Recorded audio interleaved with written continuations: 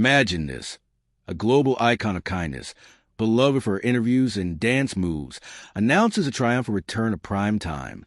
But this isn't just a comeback. It's a meticulously planned ambush. And the target?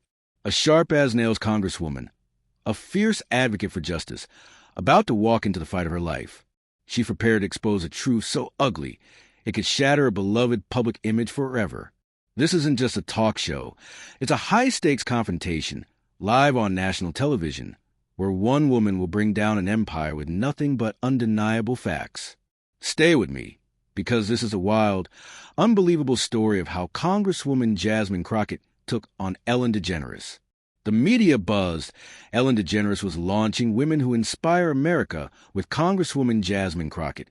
Framed as a historic union, it was Hollywood glamour meeting Washington grit. But inside Jasmine's team, suspicion grew.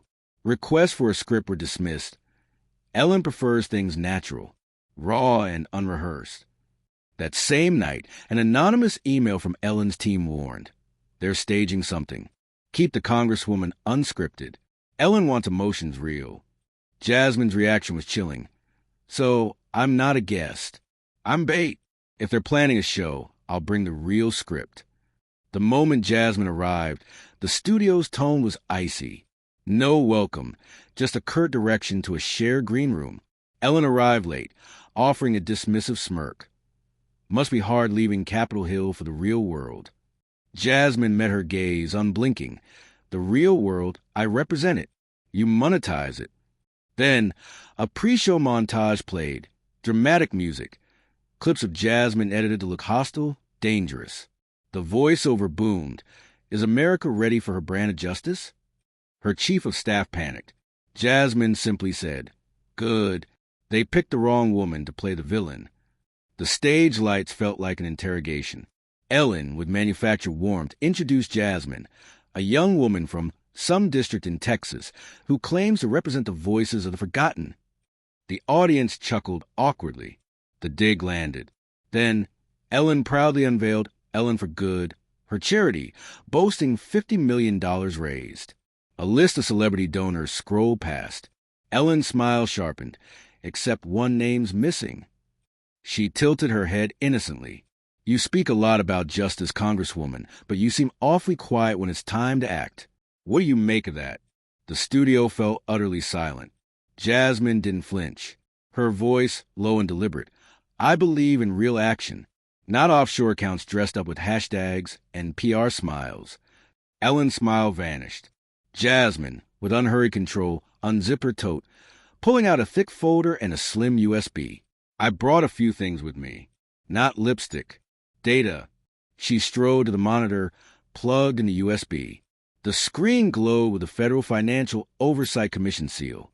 This is an audit, Jasmine announced. She clicked. Transaction logs, account numbers, arrows showing redirection.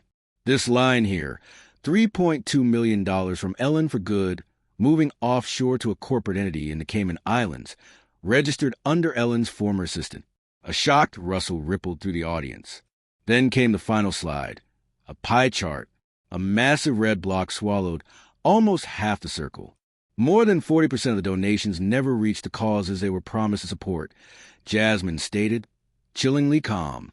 Not lost, not delayed, just vanished. Ellen's composure visibly cracked. This is a blatant smear. Outright defamation. Jasmine cut her off, eyes like tempered glass. I don't use fame to paint fraud with a pretty brush. The sentence detonated. The audience was stunned into silence. Jasmine clicked again. The screen turned black. An audio bar appeared. She pressed play.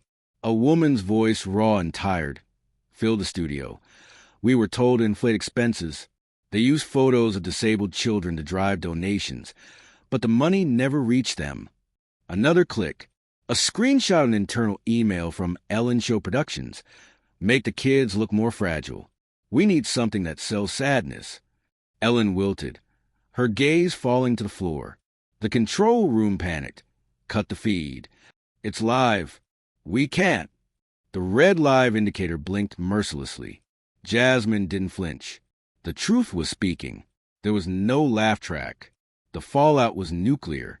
Within minutes, a grainy 30-second clip of Jasmine's "I don't use fame to paint fraud with a pretty brush" went viral, titled, "Jasmine Crockett just ended Ellen's career on her own show." It surged to 15 million views. Former employees came forward. The Federal Charity Oversight Commission launched a formal investigation into Ellen for Good, naming potential charges. Corporate donors pulled out, bank transfers froze. Ellen's brand became a cautionary tale. Jasmine, meanwhile, became a national symbol. Media outlets requested interviews. Harvard and Yale sent invitations. As CNN's Anderson Cooper said, she walked into a trap and turned it into a courtroom. The air in the studio grew heavy.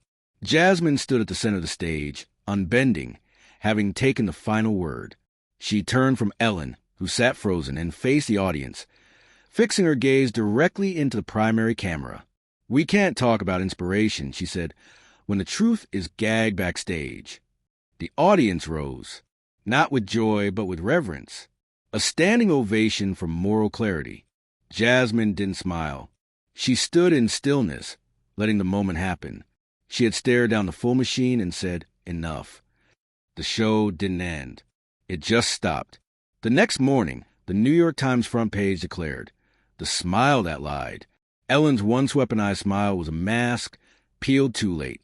Jasmine's name appeared as the fulcrum. For years, Ellen defined kindness. Now Jasmine defined truth. Barely a week later, Jasmine introduced the Celebrity Transparency Act in the U.S. House, demanding public financial records and independent audits for charities. "No one," she declared, "not even celebrities, gets to stand outside the boundaries of financial ethics." A bipartisan agreement sparked. She made it impossible to keep our eyes closed.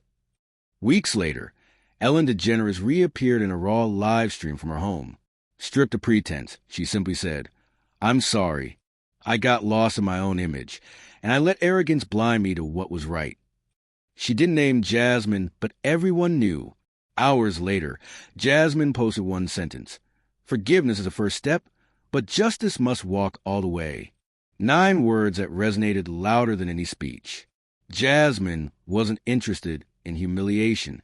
She was there to remind the world that legacies without accountability are built on sand. She didn't burn the stage. She made it impossible to pretend it was still lit.